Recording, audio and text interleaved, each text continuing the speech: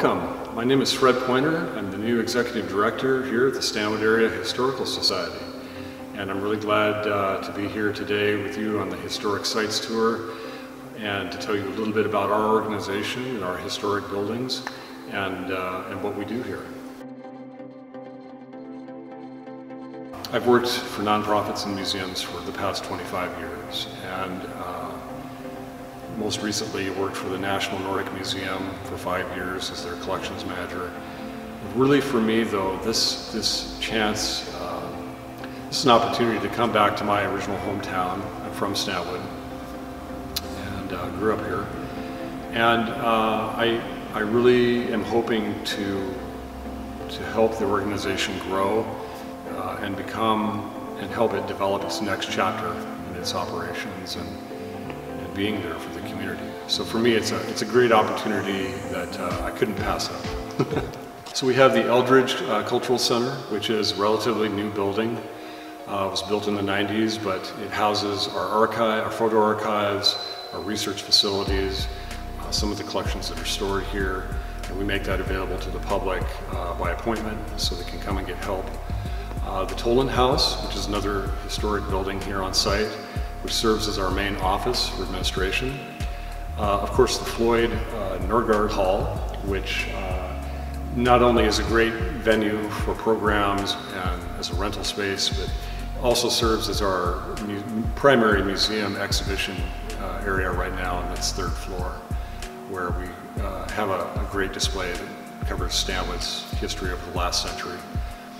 And then we have our Veterans Memorial, which is really great. It speaks for itself, and you know, that was really kind of a monumental effort. Stanwood had never had a Veterans Memorial before this came into being, so we're really glad to be able to have that here on our site for the community and for the veterans. Also, the D.O. Pearson House. It was the original house of Stanwood's first mayor.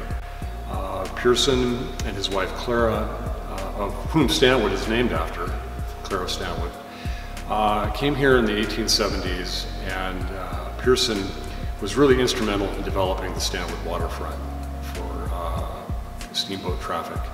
He also had a general store, and as I said, was the Stanwood's first mayor.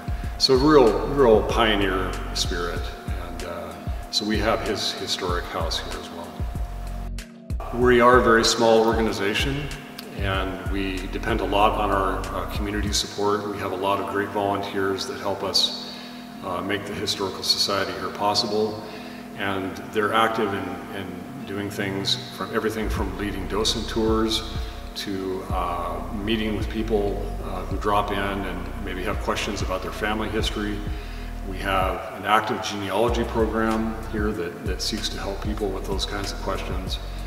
And we're a collecting institution, meaning we're preserving artifacts, papers, photos from the Stanwood community over the years, and also sharing those through both our research center, the Eldridge Center, and through special exhibitions that we do here. The Floyd Hall here has had many lives in terms of its service to the Stanwood community. And as part of our mission as an organization for historic preservation, one of the things that we do is that we care for the buildings here, including the Floyd. In 2016, we initiated an effort to renovate the Floyd because there had been some damage to its exterior over the years. And we're really glad to say that the renovation has been completed as of this year. We've replaced much of the wood exterior, repainted it, and ensured that for future generations of people here in the community, they'll be able to enjoy the building the way we do today. We want to give back to the community. We are a historically focused organization, but for me, that means living history as well.